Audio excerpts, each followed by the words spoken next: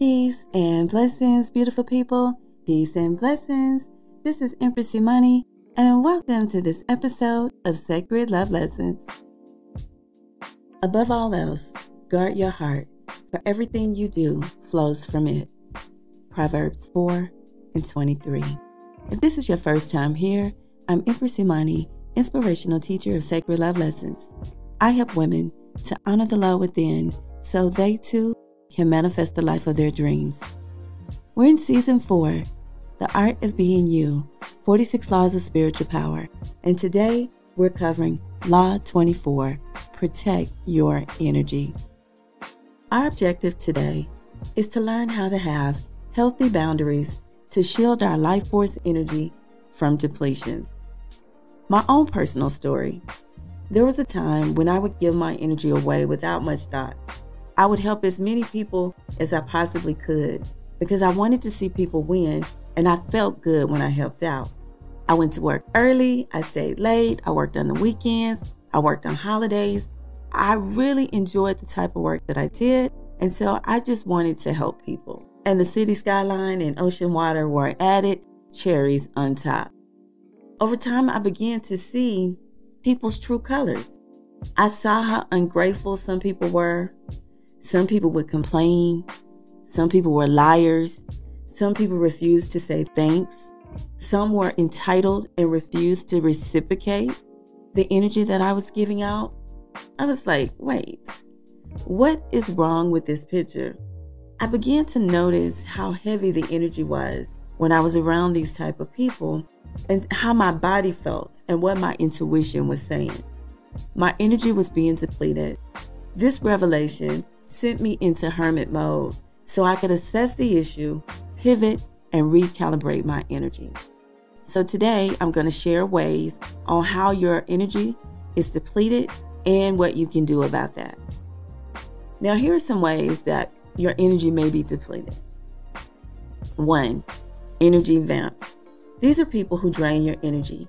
Energy vamps live for drama, pity, and low-vibing energy. They will suck the life out of you if you allow it. Don't make eye contact with them. Don't touch them, and limit your time with them. And especially when they start getting into the woe is me, they're a victim of some sort, that's when you need to make your exit. Now, I'm not saying don't be compassionate toward people and don't show people love. But there are some people that every time you see them, they have a situation going. If it's not the woe is me, they're a victim, then it may be they have issues with anger. Unless you're some kind of medical therapist, there's really nothing you can do about that. They need to go seek professional help. And you may want to refer them to someone or not. Just remove yourself from that energy. So 1, beware of energy vamps. 2, overthinking.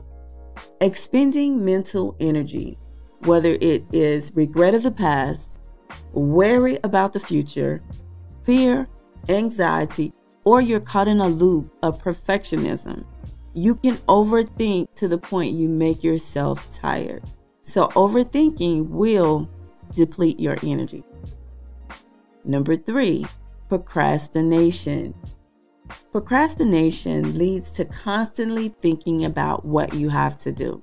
Let's say you have an important task that needs to get done. Let's say you need to cut the yard, right? I need to cut the grass. And you keep telling yourself, I'm going to cut the grass on Saturday. And every day you keep telling yourself, I'm going to cut the grass on Saturday. Then Saturday comes, right? You don't cut the grass. Now it's Sunday and you're thinking about, man, I was supposed to cut the grass. I didn't get around to it. And as each day go by, you keep thinking about what it is that you need to do. Now, that's just one example. You can plug that into whatever you got going on into your life, but that's one example. Procrastination. 4, sensory overload. Sensory overload can come from spending too much time on social media, on your computer, watching TV. It can also come from the environment that you're in, especially where there's a lot of people, lots of noise, loud sounds, bright lights, bright colors, and things of that nature. I noticed that when I was in Lake Atitlan, Guatemala. They like fireworks, and they had this huge cannon, and they kept shooting off this cannon. I never saw the cannon, but I could hear it, and it was intense. It was like, it sounded like a bomb or a grenade or something was going off. Every time they would fire that thing off, it would just rattle my nerves. And then they were real big on fireworks. And these were not like in Mexico, because Mexicans, they like fireworks too, but they usually will have like the Roman candle type fireworks that have the colors and the lights and things like that. They have the blackjacks too that just make a lot of noise, but it's really a lot of the ones with color. And those are not so much, they're okay, but it's the other ones that sound like concussion grenades. Oh my God. In Guatemala, which I was really surprised by Lake Atitlan, because before I went there, I really thought that was a place of serenity. And it is, you can have that there, but in some areas like in Panajachel, there were a lot of fireworks and loud noises.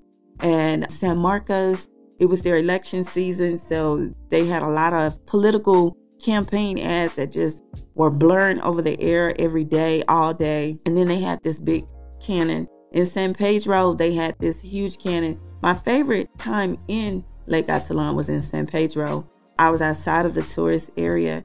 I remember one day where they were shooting off this cannon, and it was so loud, it just sounded like a huge bomb was going off. So sensory overload can affect and deplete your energy. Number 5, paying too much attention to something or someone. When you focus too much on someone or something, whether it be idol worship, putting someone on a pedestal, or whatever it is, you're giving your power away. For example, when you have a cheering crowd, let's say you go to a concert or a game or some large event where you have all these people in the audience, and they're loud and they're cheering and they're big upping the person that's on stage, whether it's football players, soccer players, people like that, or it's a speaker or a political candidate, a politician, someone like that.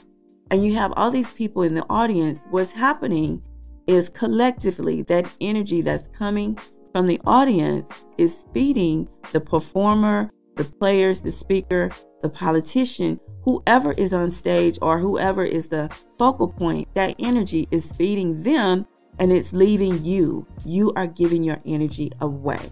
So that's one example. When you focus too much on something or someone, that's another way you can give your power, your energy away. Number 6, returning energy. All energy must be returned at some point. If you receive more than what you gave, the scales of life will eventually balance, and you must return that energy. That's why when you see, like in the last example, you see people who are the center, the focus of all of that attention, a lot of times those people will crash after a big event. They will feel drained, they will be tired, it will be hard for them to get up and get going after that, just on their own, without the aid of, coffee or anything else, just on their own, because they have to return that energy, that excess energy that didn't belong to them. So that's another way that your energy can be depleted. If you receive too much, more than you gave, you do have to give it back. Now, what are some ways that you can protect your energy? The first way, and this is my favorite, you can invoke spiritual help. This can be your angels, your orishas, your ancestors, whoever you use, whoever you like to call on in the spirit realm to help you in this 3D reality. And for me, I really enjoy calling on my angelic realm. They have helped me for as long as I can remember. My angels have walked with me. They have been by my side. They have protected me. They have shined light on my path to where things were revealed to me, to where I had more clarity. And so this is a really big win for me. So that's one way that you can protect your energy. You can ask for spiritual help, and they will help you. 2, listen to your intuition. This is another big one. When you listen to your intuition, you are mindful of your thoughts. The goal is to keep your thoughts high vibing and positive. And when you find yourself having a negative thought, interrupt that thought with something positive. Get quiet, get still, If your intuition tells you to go left, go left. If it says go right, go right. Don't question your intuition. You have to really trust the process. I know earlier today, I was walking to the store, and I like to do that. I like to go for a walk. And I was using my GPS. And my GPS, when we first got ready to leave, it had given us a clear path to where we was going to the store, step by step. Along the way, though, the signal on my phone dropped, and the phone told me, your GPS signal has been lost. But one thing that I did not do, I did not question what the GPS had already told me. She had already told me where to go, how to get there, which street to walk down, where to turn, how far to go before I made a turn. And so I was not going to question what she had already told me just because the signal had dropped. So I say that to say, listen to your intuition. Sometimes things may feel a little scary, especially if you're not used to listening to your intuition. You may be that type of person where you're rooted in your body and you feel like seeing is believing, but it's really the opposite. Believing is actually seeing. When you believe, then you will see results. So listen to your intuition. She knows the way. Number 3, establish healthy boundaries. I can't say this enough. Establish healthy boundaries for yourself and then adhere to them. Don't give ultimatums. Don't tell people what you're about to do, Don't do any of that. Just quietly establish boundaries. Let people know this is where the line is. This is what I'm willing to do, what I'm not willing to do. This is what's okay with me and what's not okay with me. And then if there's an encroachment, handle the situation accordingly. Do not move the boundary line. Handle the situation accordingly. And the person that you want to protect is yourself. It's about you. It's about protecting you. Healthy boundaries are for your protection because some people seek to dim your light. Honor yourself and your word. If you don't have your word, what do you have? Embrace your feminine energy because that's what this is all about. It's about exercising your voice. It's about honoring the love, the divine goddess within you. Shield yourself with white light and exercise dominion over your queendom. Affirmation. Divine white light protects me and all that is mine. Divine white light protects me and all that is mine. You can also visualize yourself encased in just a white orb, a white shielded orb. Nothing can penetrate that. Nothing can get through. Imagine yourself, your angels, and all their mighty, your Orishas or whoever you call upon in the spirit realm. Your ancestors are standing guard. They're all there with you as you're encased in this divine white light, in this white orb. Nothing can get through. And then have some 3D boundaries as well, okay? The example that I just gave you, that's an energetic boundary because you'll have people that'll test you on an energy level and you have to protect yourself on that level as well as the 3D level. Number 4, wear healing crystals. I say this all the time. Crystals are good for protection. They're good to help you raise your vibration, among many other things. In this case, for protection, some suggestions that I have include hematite, black onyx, black tourmaline, black obsidian, amethyst, sugarlight, clear quartz, and tiger's eye. I remember when I was in Costa Rica, I went to Jaco Beach, Costa Rica, and they have volcanoes in Costa Rica. And on the shore was a lot of different rocks. Now, the red jasper, I could immediately recognize right away. And I also recognized the obsidian. There was obsidian all across the beach. And as I looked closer, I noticed that this particular beach was just covered in healing stones. So you may be in a place where that crystal is just there out in the open. If it's not, you can imagine it in your mind. You can go to your crystal store and buy them. You can go online and find them and buy them. Whatever you do, tap into that energy. It will protect you. Number 5, release dead weight. This is another big one. Let go of everything that is no longer useful and purposeful. Release our regret, resentment, fears, worries, guilt, shame, and low-vibing energies.